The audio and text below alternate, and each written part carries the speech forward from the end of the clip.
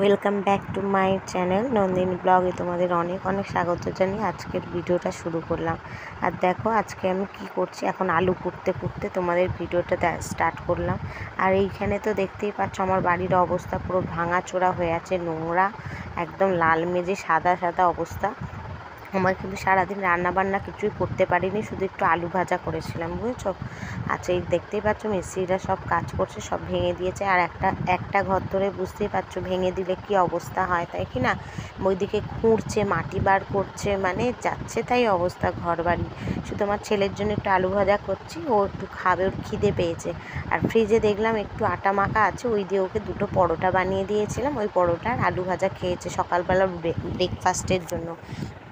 আর আমার বর তো এখন কদিনই হোটেলে মানে খাচ্ছে, আর আমরা যা পারছি খেয়ে নিচ্ছি। কোনো দিন জল ঢালা ভাত খেয়ে নিচ্ছি, যেদিন যেটা মন করছে সেই মতন। পেটটা তো বোঝাই করতেই হবে যাই হোক দিয়ে, তো খাওয়া এইভাবে হচ্ছে। দেখতেই পাচ্ছি এরম অবস্থায় কী করে রান্না বান্না করবো না, প্রচণ্ড ধুলো উঠছে। আর আমার ছেলেকে দেখতে পাচ্ছ খেতে দিয়েছি, আর আমি একটু চা করে নিয়েছিলাম, চা খাচ্ছি। অবশ্য মিস্ত্রি দাদাদের দিয়েছিলাম সেই চাই আছে, আমিও খাইলাম। আর আমাদের জন্য তো এখন ওই সেই থার্মোকলের থালাতেই খাওয়া দাওয়াও হচ্ছে, কারণ বাসন মাজবো যে সেই সিস্টেমও আমার এখন খুব নেই।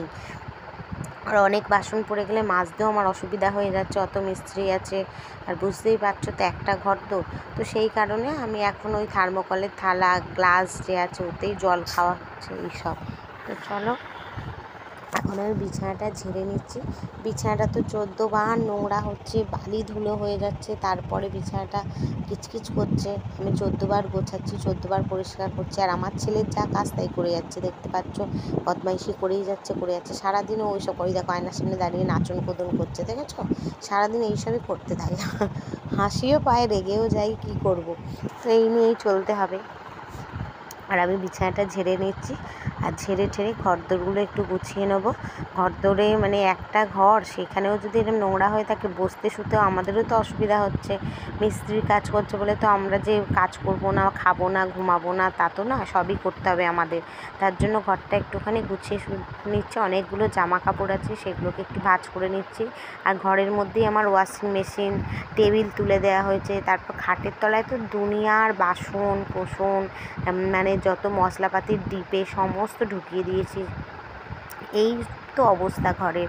আর আমার বড় ওই যে আয়রন করে গেছে, আয়রনটা ওই জন্য ভরে ঢুকিয়ে রেখে দিলাম। তারপর আমার ছেলে একটু বই পড়ছে, বই পড়তে পড়তে আমার একবার পড়া একটা জিজ্ঞাসা করলো, সেটাও বলে দিলাম। আর এখানে দেখো আমি বারান্দায় জল ভরতে চলে এসেছি। আর জলের ড্রামটা না আরও ঘরে ঢোকানোর জায়গা হয়নি বলে আর ঢোকায়নি। থাকুক গে, জল তো আছে ভেতরে ড্রামের, কোনো অসুবিধা নেই, এবং পরে সব মেজে মুজে নেবো এই ভেবেই রেখে দিয়েছিলাম। আর বাইরে অনেক জিনিসপত্র এখনও আছে, দেখতে পাচ্ছ সব ধুলো হয়ে গেছে। আর আমি জামা কাপড় কেচে দেখতে পাচ্ছ কোথায় দিচ্ছি, জামা কাপড় সব জানলায় দিচ্ছি, কারণ বাইরে আমার মেলার জায়গা নেই, সব দড়ি খুলে দিয়েছে, দেওয়ালে আটকানো ছিল সব খুলে দিয়েছে। আর এই যে মেজে দেখো, লাল মেজে পুরো সাদা সাদা হয়ে যাচ্ছে, মানে বিচ্ছিরি হয়ে অবস্থা। কতবার ঝাঁট দিচ্ছি, কতবার মুছছি তার নেই ঠিক। আর তেমনি তো গরম, মানে অসহ্যকর গরম যাকে বলে। আর রান্না দেখতেই পাচ্ছ আমার ওখানে কি আছে, না জল ঢালা ভাত, মানে আগের দিন রাতে ভাত করেছিলাম সেই ভাত আছে, পান্তা ভাতই বলতে পারো, পান্তা ভাত আর আলু ভাজা। এই আমার ছেলের লাঞ্চ। কিন্তু কি বলো, এই গরমে পান্তা ভাত খেতে কিন্তু দারুণ লাগে, তাই কি না, পেটটাও ঠান্ডা মাথাও ঠান্ডা। আর এই দেখো পুরো বারান্দা তো আমি ঝাড় দিতে পারবো না, মিস্ত্রিরা কাজ করছে, ওইখানে ঝাড় দিয়ে ওখানটা জড়ো করে রেখে দিলাম। আর একটা দেখো পর্দা মতো আমি টাঙিয়ে রেখেছি, কারণ অতগুলো ব্যাটা ছেলে কাজ করছে, আমার এখানে আমিও কাজ করছি, একটা বিচ্ছিরি দেখতে লাগছে সেই কারণে।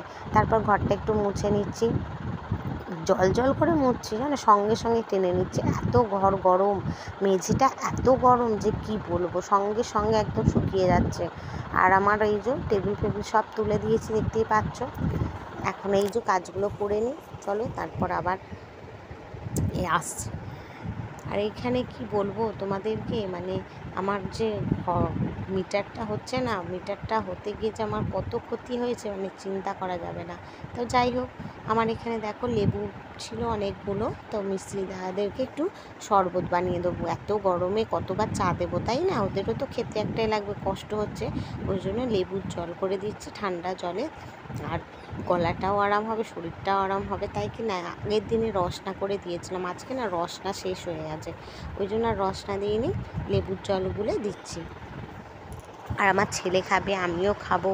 আমার বর তো অফিস বেরিয়ে গেছে, কোনো অসুবিধা নেই। 4 জন মিস্ত্রি আছে, 4 জন মিস্ত্রি দাদাকে এই দিয়ে দিলাম লেবুর জল।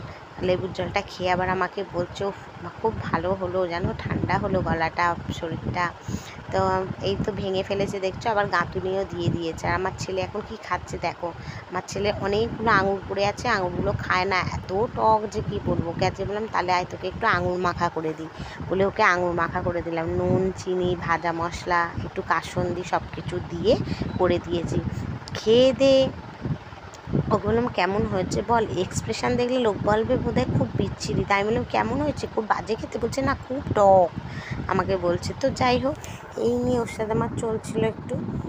তার এ দেখো এক্সপ্রেশন দেখো, খেয়ে কেউ বলবে যেটা টকের জন্য এক্সপ্রেশন না খারাপ লেগেছে এক্সপ্রেশন, বোঝা যাবে না।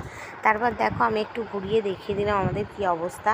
রাস্তা মানে বাড়ির সামনেই আমার এরম অবস্থা। আর এই যে মিটার বক্সটা হয়েছে দেখতে পাচ্ছ, এইখানে এই যে কাজকর্ম হয়েছে, মিস্ত্রি দাদারা এখন খেতে গেছে, সেই সুযোগে আমি ভিডিওটা করে নিয়েছি, নইলে তো বেরোতে পারছিলাম না। রাত্রিবেলা দেখো সব হয়ে গেছে, এখানে সিমেন্ট হয়ে গেছে, মেঝে হয়ে গেছে, দরজা গেঁথে দিয়েছে।